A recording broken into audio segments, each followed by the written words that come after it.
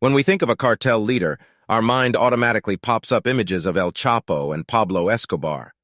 Whoever comes to mind is probably a middle-aged man, right?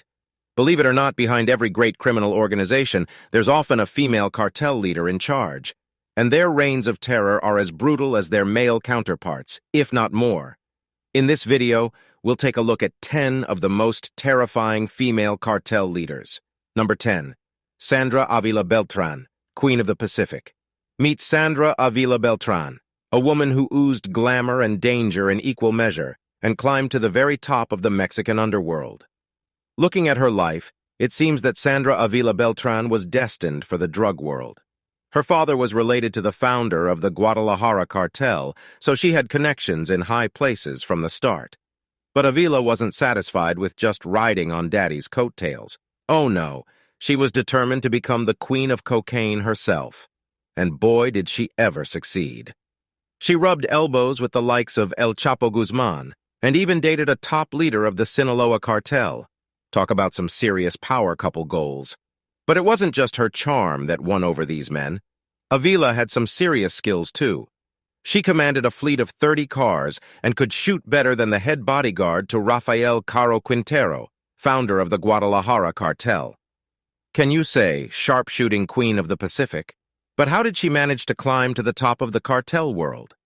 Beltran initially dreamed of being a journalist, but fate had other plans when she was kidnapped by a jealous boyfriend with ties to the cartels. How long was she held captive? Why exactly did he do it? We may never know for sure, but one thing's for certain. It changed the course of her life. And boy, did she make a splash in the world of drug trafficking. Known as the Queen of the Pacific, she was the mastermind behind the smuggling of tons of cocaine hidden in tuna boats from Mexico to the United States. That's right, she was the key link between cartel leaders in Colombia and Mexico, and she pulled off some seriously impressive feats without ever leaving any evidence behind. But let's not forget the glamorous side of being a cartel queen.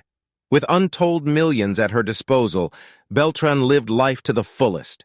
She amassed a fleet of 30 cars, and don't even get us started on the gold Tutankhamun pendant with 83 rubies, 228 diamonds, and 189 sapphires. From the Queen of the Pacific to prison stripes, Sandra Avila Beltran's life story reads like a Hollywood blockbuster. With her AK-47 in hand, she managed to get a shout-out from Los Tucanes de Tijuana in their hit song, Party in the Mountains. But as they say, with great power comes great danger. When her son was kidnapped, the game changed. Police began to suspect her, and she spent 5 years on the run, changing her identity and even her hair color. When she was arrested, Beltran was charged with money laundering instead of drug trafficking. How did this impact her prison experience? Well, let's just say that her designer clothes, high heels, and 3 maids served her well behind bars. Now, at 56, Avila is focused on reconnecting with her son and rebuilding the relationships that were shattered by her years as a fugitive. She may not be ruling over the cartel world anymore, but she's still got her contacts and her reputation. While Sandra was a homegrown cartel leader, some drug lords are born in beauty pageants.